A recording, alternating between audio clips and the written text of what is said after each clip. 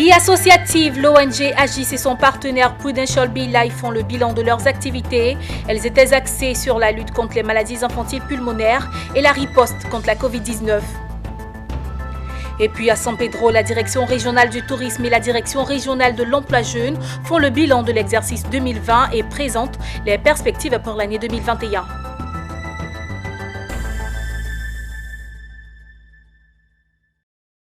Heureuse de vous retrouver, Madame, Monsieur, bienvenue dans ce journal.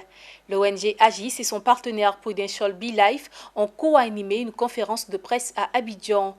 Au cours de cette rencontre avec les hommes de médias, ils ont rendu public le résultat de leurs activités. Il s'agit de la lutte contre les maladies infantiles pulmonaires et de la riposte contre la Covid-19. On en sait plus avec Mondésir, Nassimanto et Ezekiel Seri. Avec brio, Aboubakar Silla, président de l'ONG Agis, a fait le bilan des activités de son organisation. Ce sont pour la plupart des activités de lutte contre les infections respiratoires aiguës. Depuis la survenance de la COVID-19, l'ONG Agis a bénéficié d'un soutien financier auprès de son partenaire Prudential BeLife Insurance pour lutter efficacement contre la COVID-19. Ainsi, plusieurs activités prévues ont été exécutées avec succès. Il s'agit entre autres de campagnes de sensibilisation, de dons de matériel et kits sanitaires, de pulvérisation d'espaces publics, diverses formations, de préparation de savons liquides commercialisés et d'activités génératrices de revenus. Reprise des activités dont l'impact était au-delà des résultats préescomptés. Je trouve que le bilan a été même au-delà de nos attentes, dans le sens où ça a été une expérience humaine. On s'est rendu compte que finalement, la Covid-19, quand les gens sont sensibilisés, très vite, ils se rendent compte des enjeux. Et c'est bien ça, de ça dont il était question. C'est de faire en sorte que les populations se rendent compte des enjeux qui sont sur le terrain. C'est-à-dire que la Côte d'Ivoire n'a pas été en reste dans la lutte contre la Covid-19 parce que beaucoup de partenaires ont accompagné certaines ONG, le ministère a encadré tout ça et grâce à nos partenaires, les ONG de terrain, parce qu'on n'est pas la seule à avoir fait ces activités-là, ont pu répondre. C'est un bilan qui a séduit les responsables de Prudential BeLife Insurance et son bras humanitaire. Ils ont profité de l'occasion pour réaffirmer leur engagement de responsabilité sociétale, mais surtout dans le paiement des indemnisations en cas de sinistre. Nous sommes pleinement satisfaits de cette action qui a été réalisée sur plusieurs villes du territoire. Ça nous donne satisfaction. Il faut dire qu'à Prudential, le groupe met la santé et le bien-être des populations et des communautés dans lesquelles nous œuvrons au centre de nos priorités. Fondée en France par Silla Aboubakar en 2010 et par la suite à Abidjan en 2013, l'ONG Agis est composée d'une équipe de bénévoles pluridisciplinaires. Elle s'est donnée, entre autres missions, se déplacer vers les coins les plus reculés pour porter aux populations des services à but non lucratif. Le 119e café littéraire organisé par l'association Point de lecture en collaboration avec les éditions Eburni s'est tenu récemment à Abidjan. L'œuvre au centre des échanges s'intitule L'autre. L'auteur Amangwa Jean-Marie-Hélène parle d'amour dans ce roman de 127 pages. Nos reporters Daniel Kodjo et Ismaël Dozal ont feuilleté pour vous. On regarde. L'autre, c'est le titre de la seconde œuvre de Amangwa Jean-Marie-Hélène. Ce roman de 127 pages au cœur de ce café littéraire parle d'amour. Les amoureux de lecture échangent sur des thématiques telles que la passion, le volet pathétique du mariage, le besoin d'être aimé. Ça part sur l'histoire d'un GI américain qui reste en France après la guerre et en fait qui fait une rencontre qui est Eugénie et il tombe amoureux. Ils ont un enfant et de cet amour naît un enfant adultérin parce qu'Eugénie est mariée. Et de là, on a tout plein de péripéties qui s'entremêlent entre le mari d'Eugénie. Le mari d'Eugénie aussi a une autre aventure. Voilà, un mariage où il n'y a pas d'amour, donc Eugénie se marie. Et de là, en fait, ça a entraîné toute une vie de catastrophe pour tous les autres. Le café littéraire organisé par l'association Point de lecture en collaboration avec les éditions Eburni est une lucarne pour la promotion du livre. Pour cette 119e édition, les participants repartent avec une satisfaction d'ouverture d'esprit sur le sujet de l'amour. Je pense que les Ivoiriens aiment la lecture. En fait, ils ne savent pas qu'ils aiment la lecture. Mais je pense qu'il se découvre de plus en plus parce que lorsqu'on organise par exemple des événements comme le Salon du livre d'Abidjan ou bien ce genre d'événements, on se rend compte qu'on a de plus en plus de personnes qui sont intéressées et qui y participent. Donc c'est pour dire que le livre en réalité est notre ami, mais c'est nous qui pensons qu'on n'aime pas le livre. Mais je pense que le livre a sa place dans le quotidien des Ivoiriens. À travers ce café littéraire, j'ai appris que l'amour n'est pas forcément un intérêt, mais l'amour c'est aussi un idéal. Donc il faut aimer une personne, pas forcément par intérêt, mais parce que c'est inné. L'on a besoin d'aimer. Je pense que l'œuvre, premièrement, tout le monde doit avoir l'œuvre. Parce que le sujet clé abordé même dans l'œuvre est un sujet vraiment général, parce que c'est un sujet qui touche presque toute la société. Le café littéraire est une occasion pour les amoureux de lecture de véhiculer leurs émotions. La 120e édition est prévue dans les jours à venir au Centre culturel français. En attendant, le roman intitulé L'autre est vendu en Côte d'Ivoire à la librairie Carrefour et à la librairie de France au prix de 2500 francs CFA. Voyageons un peu et posons nos valises à San Pedro. La direction régionale du tourisme et la direction régionale de l'emploi jeune ont eu une rencontre avec tous les opérateurs du secteur du tourisme et des loisirs de la région de San Pedro. Cette rencontre, qui s'est tenue à l'hôtel Denis Plage, avait pour objectif la présentation du bilan de l'exercice 2020 et les perspectives pour l'année 2021. Le reportage d'Abel Kouawe est commenté par Zainab Dosso. La direction régionale de San Pedro est classée deuxième direction la plus dynamique et la plus compétente. C'est ce qui ressort de l'atelier bilan de l'exercice 2020 du ministère du Tourisme et des Loisirs. L'objectif de l'exercice 2021 est la régularisation de la situation des opérateurs de la région du Bassa-Sandra et la promotion de la région à travers un site internet offert gracieusement par Jean-Luc Montely. L'idée m'est venue de mettre en place un site web puisque c'est mon métier, je fais de l'informatique et je suis convaincu que le site web est le meilleur moyen d'organiser une communication entre les opérateurs touristiques qui sont ici sur la région et puis les touristes eux-mêmes qui vont être intéressés pour obtenir l'information qui va leur permettre d'organiser leur voyage, leur séjour, de prendre des contacts, de venir sur le site web des différents hôtels, de réserver leur chambre. Et c'est cette communication qui me paraît importante de mettre en place. Se félicitant du travail abattu, la directrice régionale du tourisme de San Pedro a appelé les opérateurs de la région à s'acquitter de la TDT et à se mettre en règle au niveau des agréments techniques et professionnels et des licences d'exploitation. Les grands défis à relever dans l'année 2021, c'est de pouvoir régulariser la situation de tous nos opérateurs dans la région du Bassa-Sandra et de pouvoir faire connaître et aimer la région du Bassa-Sandra à travers nos sites web.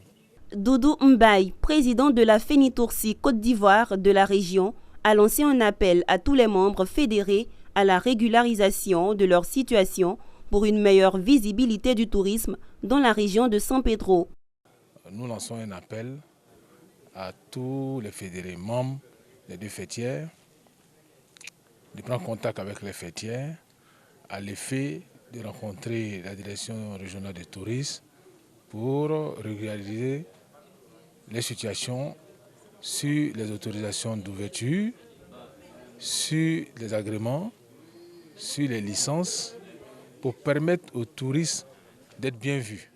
La direction régionale de l'agence Emploi Jeunes a pris part à cette rencontre bilan de la direction régionale du tourisme. Le médiateur de la République a organisé une tournée de sensibilisation à la paix et la cohésion sociale. Saisissant l'occasion, il a animé un atelier sur la question à l'intention de la jeunesse du district à la veille des élections législatives du 6 mars prochain. Reportage Charles Kouakou, commentaire Pierre Tebeu. Ils sont plus de 200, tous issus des partis politiques, de la société civile, des associations et des ONG de la ville de Yamoussoukro. Certains sont témoins ou acteurs des violences qui avaient secoué la région pendant les élections présidentielles d'octobre 2020. Un lourd souvenir qu'ils ne veulent plus revivre. La secrétaire générale de l'institution en visite dans la région les a tous exhortés, au nom du médiateur, à tourner le dos à toute forme de violence. Suzanne Guessens-Écré, secrétaire générale de la médiature, représentant personnel du médiateur Adaman Tounkara, a recommandé à chacun d'être le messager de la paix dans sa communauté. Pour elle, le vivre ensemble contribue d'asseoir un climat de paix et de cohésion. Au cours donc de ce règlement de conflit, le médiateur de la République avait envoyé en mission précurseur une équipe de son institution pour écouter les jeunes, pour écouter la population de Yamoussoukro.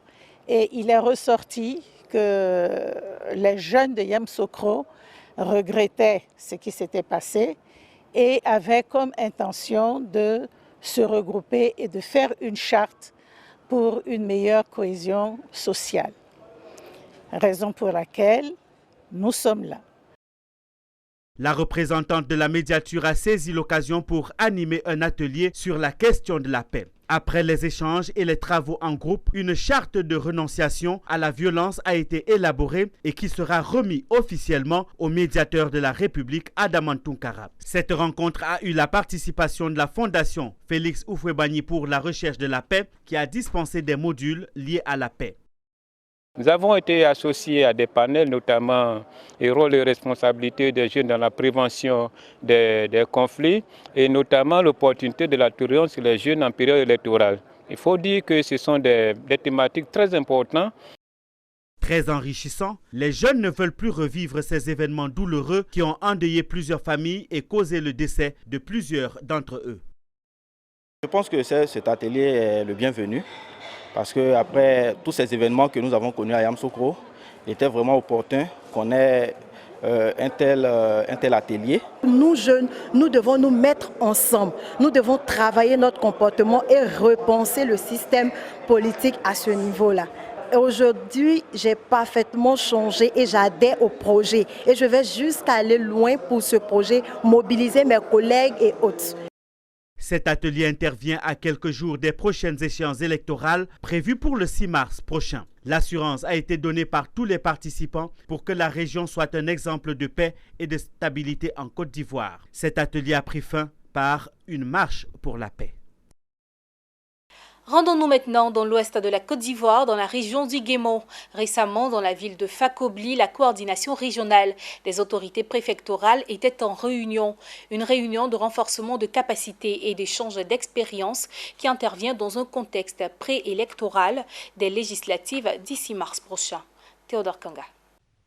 La construction d'une nation forte nécessite, dans chaque partie du terroir, un représentant de l'exécutif en charge de consolider et d'asseoir la souveraineté et l'unité de l'État. Cette lourde tâche est dévolue au préfet de département. Ainsi, pour mener à bien cette noble mission, Cissé Ibrahima, préfet du département de Diokoué, préfet de la région du Guémon, multiplie les actions et formations du corps préfectoral de sa circonscription administrative.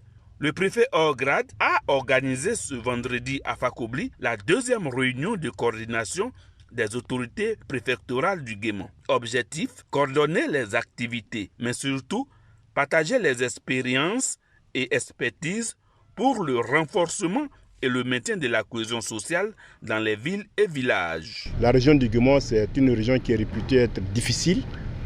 Donc il est important que les autorités préfectorales que nous sommes, nous puissions échanger nos expériences pour pouvoir assumer au mieux nos missions.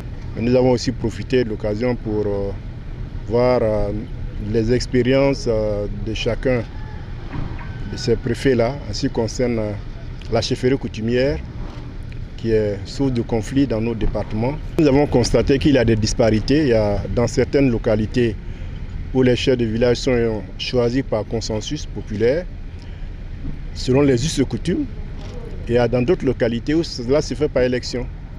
Et je pense que nous avons relevé cela. La loi dit que les autorités coutumières sont choisies selon les us et coutumes. Ibrahima Cissé a saisi cette occasion pour féliciter les chefs de village et de communauté du département de Fakobli pour le climat de paix et de cohésion sociale qui règne dans leurs villages respectifs. Le préfet a à nouveau mis à mission les garants de la tradition afin que les élections législatives à venir se déroule dans un climat apaisé. Les auxiliaires de l'administration se disent honorés par la présence de tout le corps préfectoral du Guémon à Fakobli. Vous savez que les élections passées ont fait couler beaucoup d'encre dans le pays. Mais il y a eu un satisfait pour la région de Fakobli qui a été un exemple de paix. Le préfet souhaiterait que nous continuions dans ce sens. C'est vraiment une première de voir autant de préfets, de sous-préfets autour du préfet de région venir ici pour mettre ensemble leurs réflexions pour renforcer les capacités des préfets, des sous-préfets. Il faut rappeler que le département de Fakobli fait partie des départements qui ont su préserver la paix avant et pendant les élections présidentielles d'octobre 2020. Et puis à Divo, dans la région du Lodibois, l'association des élèves de Iré était en convention. Une occasion pour l'association de renouveler ses instances dirigeantes. Un nouveau président a même été élu en la personne de Kofi Michel. Retour sur les temps forts de la rencontre de Iré avec nos reporters Emmanuel Bonzo et Jonas Zagoki. Voici le nouveau président de la 2AEH, entendait l'association des élèves de Iré. Son nom, Michel Kofi. Il a été élu au poste de président exécutif avec 100% de suffrages exprimés. Son vice-président est Jean-Luc Ngoran. Tous deux vont présider aux destinées de l'association pour les années à venir. C'est le temps fort de l'Assemblée générale de la 2AEH qui s'est tenue le week-end dernier à l'école méthodiste de Iré. Les nouveaux dirigeants ont reçu les félicitations du président sortant. La solidarité générationnelle, l'union entre les élèves de Iré, les actions en faveur de leur bien-être, tels sont les défis que compte relever le nouveau président de l'association. Conscient que les défis à relever sont toujours aussi nombreux, et il est donc indiqué pour nous de nous appuyer sur notre fondation, mieux en bâtissant de solides murs afin de mener toujours des actions de grande portée pour nos communautés. C'est la raison pour laquelle la deuxième mandature de l'amicale des anciens élèves de Iré s'articulera autour de la vision « Bâtissons une organisation plus rayonnante ». Autre temps fort de la convention de l'association des élèves de Iré, la célébration des meilleurs élèves des lycées et collèges de la ville. Il s'agit pour la 2AEH de promouvoir le mérite en leur sein et de créer une saine émulation. Une action saluée par Jean Olivier, représentant du parrain Kofi Eugène, pour qui ces actions traduisent la maturité de l'association des élèves de Iré.